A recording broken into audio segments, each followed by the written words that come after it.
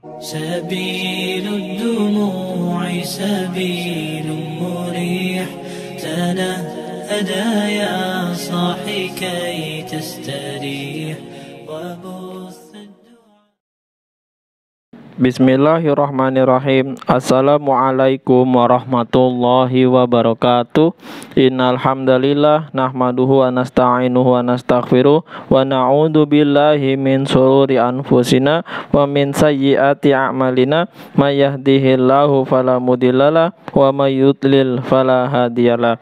Asyhadu an la ilaha illallah wa asyhadu anna Muhammadan abduhu wa rasuluh. Pada kesempatan kali ini saya masih akan terus membacakan kitab Fadilah Amal di bagian kisah-kisah sahabat di babnya yang ke-10. Semangat kaum wanita dalam mengamalkan agama di kisahnya yang nomor ke-9. Kisah Sayyidatina Ummu Habibah radhiyallahu anha tidak mengizinkan ayahnya duduk di atas tikarnya. Sebelum Ummul Mukminin Sayyidatina Ummu Habibah radhiyallahu anha menikah dengan baginda Nabi sallallahu alaihi wasallam, ia telah menikah dengan Ubaidillah bin Jahsy. Keduanya masuk Islam dan hijrah ke Habasyah bersama-sama. Setibanya di sana, suaminya menjadi murtad dan meninggal dalam keadaan demikian. Kemudian Sayyidatina Ummu Habibah radhiyallahu anha menghabiskan masa jandanya di Habasyah sampai baginda Nabi sallallahu alaihi wasallam mengirim utusan untuk melamarnya di sana. Atas pengetahuan Raja Habasyah, menikahlah Sayyidatina Ummu Habibah radhiyallahu anha dengan baginda Nabi sallallahu alaihi wasallam.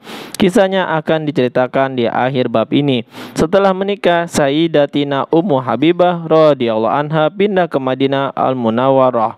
Ketika masa berlakunya perjanjian damai Hudaybiyah, ayah Sayyidatina Ummu Habibah radhiyallahu anha yang bernama Abu Sufyan datang ke Madinah untuk menguatkan perjanjian dengan baginda Nabi sallallahu alaihi wasallam.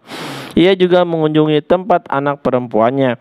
Di rumah itu terhampar sehelai tikar. Ketika Abu Sufyan hendak duduk di atasnya, Sayyidatina Ummu Habibah radhiyallahu anha segera melipat tikar itu. Ayahnya heran, bukannya menghamparkan tikar, tapi malah ia menggulungnya. Maka ia bertanya, apakah tikar ini tidak layak aku duduki sehingga kamu menggulungnya?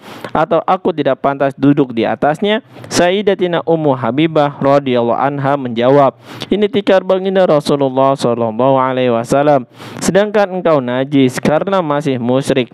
Bagaimana aku mempersilakan engkau duduk di atasnya? Ayahnya merasa kecewa dengan sikap anaknya itu. Ia berkata, setelah berpisah, perilakumu menjadi buruk.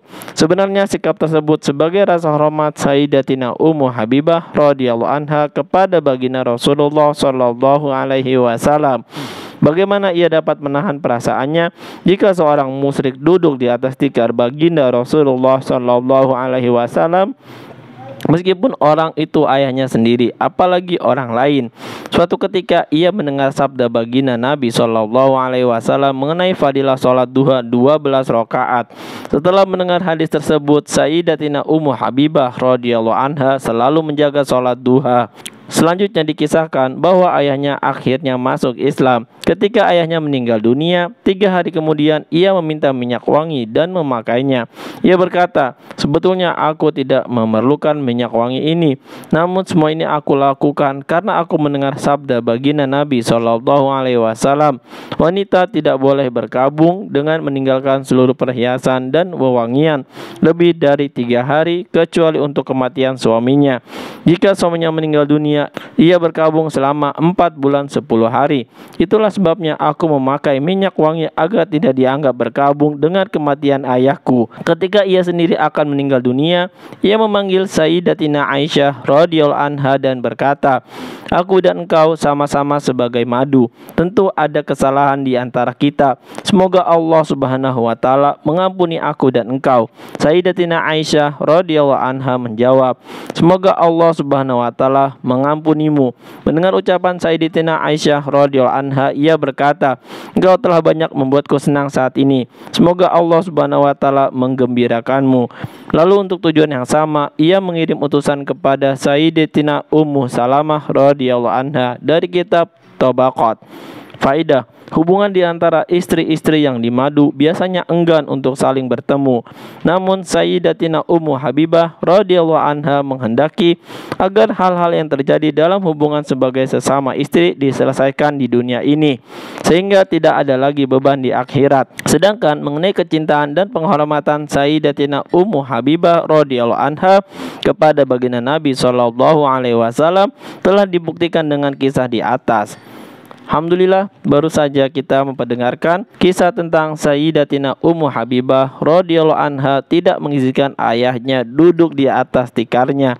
Itulah penghormatan seorang istri kepada suaminya, terlebih suaminya adalah baginda Rasulullah Shallallahu Alaihi Wasallam, hingga tikar yang harusnya dibentangkan untuk tamu, apalagi ini adalah seorang ayah, namun beliau lipat karena ayahnya saat itu masih dalam keadaan najis atau kafir. Mudah-mudahan kita bisa mengambil hikmah, amal dan sampaikan kepada saudara-saudara kita yang lain.